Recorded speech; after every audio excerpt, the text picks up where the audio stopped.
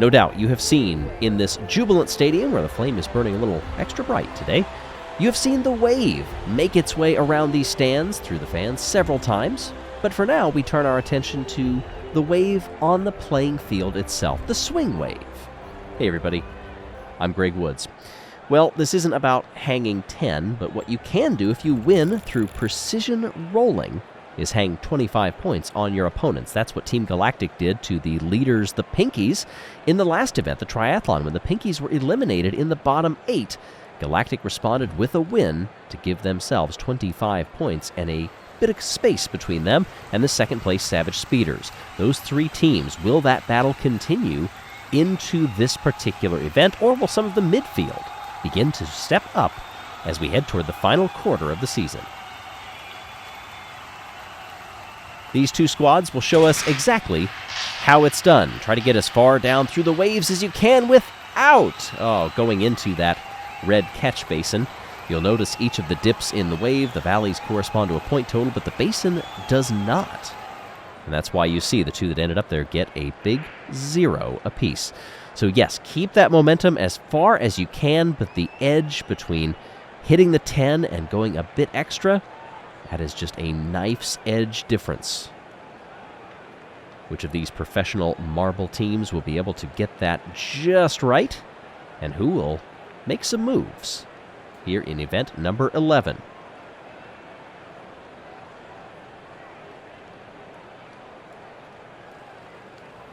We start off with the Green Ducks and the Savage Speeders. The Ducks down in 9th, compared to 2nd in the overall Marble League standings. And here they go! Speeders dump 1 into the 0. Each team has 1 in the 10. Ducks have 2 in the 8. That should help them quite a bit. Oh yes, 33-23 here in Heat 1 of 16. Now, an interesting wrinkle that you will notice, unlike some of the other track events that we've seen, like block pushing or even the relays, is there's no barrier to separate these two teams. So you will see some argy-bargy over the course of this one, some physicality coming on display, in addition to the precision that is needed to pick just the right valley in which your momentum will cease.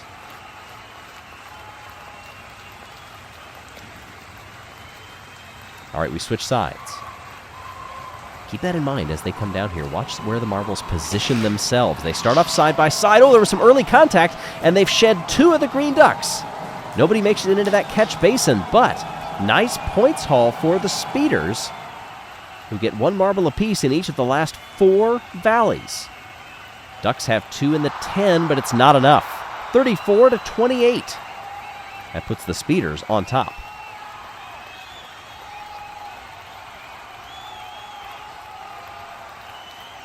So this appears to be a best of 2 heats between these teams. Primary and Crazy Cat's Eyes up now. Down they come, and that is exactly what we wondered about. That contact early stops 2 marbles, 1 from each team, all the way back in the 3. And it looks like Primary, at least Primary, possibly Crazy Cat's Eyes, I think, have 1 in that catch basin as well. Yeah, 2 0s up on the board there. This makes it a much closer battle than we thought it would be. 22-21. Wow. So you see position 3 and 4. So this is comparing them to those who have already won. Keep your eye on that after each of these heats.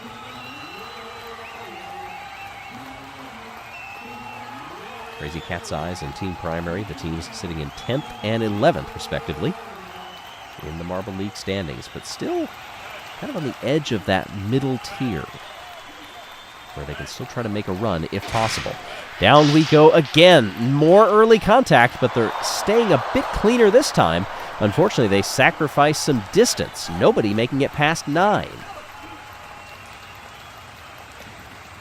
But I think Crazy Cat's Eyes, yes, they will get a better result here, 30-24.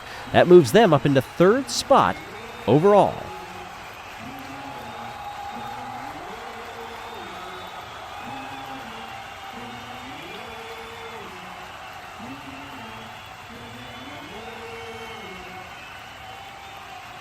Through the first 4 of 16 heats we move on to the Shining Swarm and Mellow Yellow. Oh, Mellow Yellow puts one in the basin, but look at that team result for the Shining Swarm. 3 in the 9. That is a tremendous result with 1 in the 10. That is absolutely going to be the leading point total with 37. Yes, it is. Just 3 from a perfect 40.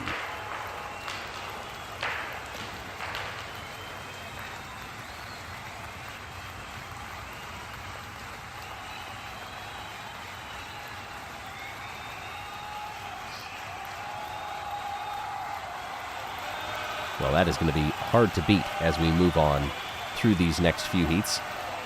Shining Swarm and Mellow Yellow. Oh! Mellow Yellow has a team member that has shot off the side of the track. What happened there? They've got one all the way back in the 3, 2 in the 8. All of the Shining Swarm are down in those final 4 valleys. But Mellow Yellow, let's see here.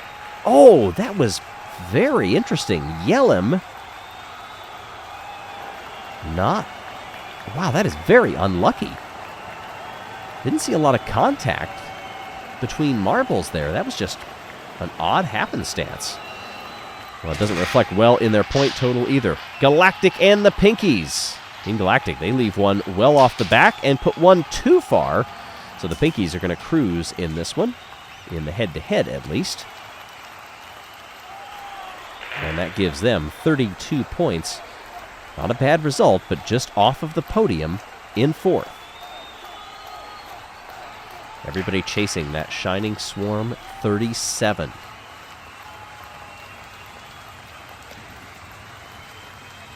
You can see the crowd buzzing on this one. Very interesting to see the between-team dynamics as they start to work their way at the beginning of the course versus at the end where they're trying to pinpoint the ending. You see a lot less contact toward the end. Oh, this is interesting. The Pinkies have one stranded in between. I don't think I've ever seen this.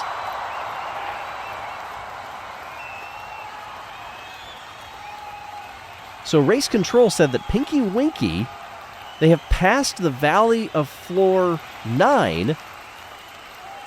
Well, no, they will give them a 10 since they are past 9.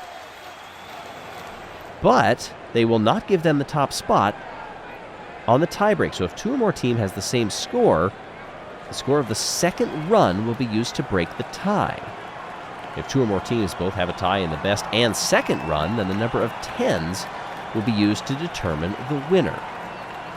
So that second run being a 37, and then it goes back to 32 versus 34, and I think in that case also being stranded at the top of a peak would mean that you probably couldn't give them the tiebreak, but the odds that that would happen, and I don't imagine that that's what the Pinkies were trying. You don't get extra brownie points for doing that.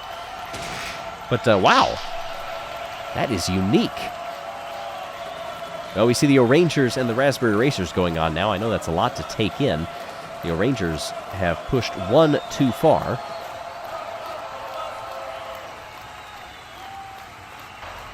Raspberry Racers, then, they get 32 compared to 27.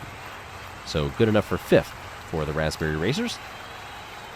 Well, we'll try to come back and revisit that a little while later, but getting stuck on the peak, just as a quick recap, the Race Control decided that because they had passed through that valley of 9 and were at the start of 10, they could give them 10 because they were not trapped in the 9. But interestingly, that gives them a tie break. Oh, look at this! 3 in the 10, but 1 too far. That is a great run for those 3 marbles, but it's only worth 30. Well, the Rangers also dump one too far. Point difference is 30 to 24. So the Racers will hold 5th. So yes, because they had those 2 runs at 37, they look at the other run. Shining Swarm had 34 compared to 32. That is why they are still in the lead. Chocolatiers and the Minty Maniacs now, as they're all spread out and intermingling, and the Chocolatiers, one too far. Nice run by the Minty Maniacs. 3 marbles at least, but lagging back in 6 point. Is that going to hurt them? No, not too much. That 36 is tentatively good enough for 3rd.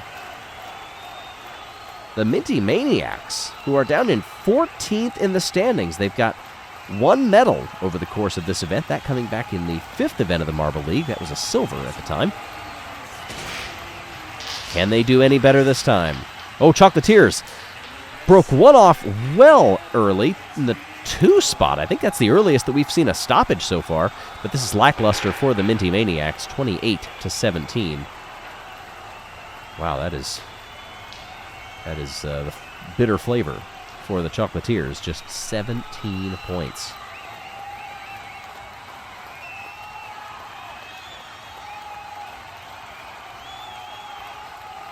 So still at the top.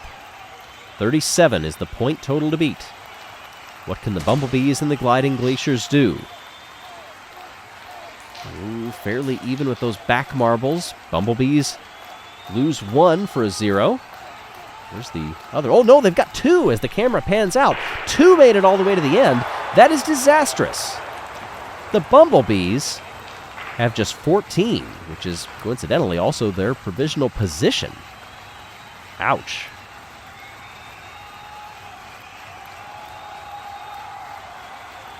They'll switch sides and see if they can gather themselves together again. How close do they try to stay in this one? You don't want to get too close because if you bump into each other, that can actually change your pathway and your ending position. They do recover nicely and get 19 points just with those 2 marbles alone, so that surpasses what they had. Their 28 puts them into the top 10. Gliding Glaciers, their first run was good enough for 5th.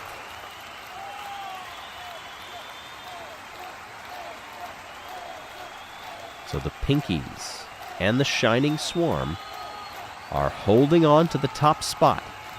Balls of Chaos and the Midnight Wisps come up now. Nice overhead look at him progressing too far. Ooh, with some contact in between as they come to a rest, but the Midnight Wisps get 2 in the 9, 1 in the 8, and 1 in the 6th. But 10, 8, and 7 on the other side. Comes to 25, so 32 points for the Wisps. Puts them into the top 10. 1 run left to go, both for them and for this competition as a whole. The Midnight Wisps and the Balls of Chaos. Down they come. Balls of Chaos have lost 1 early. Midnight Wisps put 1 in the catch basin. And what will this point total be? They've equalized in the 10 up there, 1 apiece. 2 for Balls of Chaos in the 8 compared to 1 for the Wisps. A 7 and a 6. 32-25. They have the same point in 2 attempts.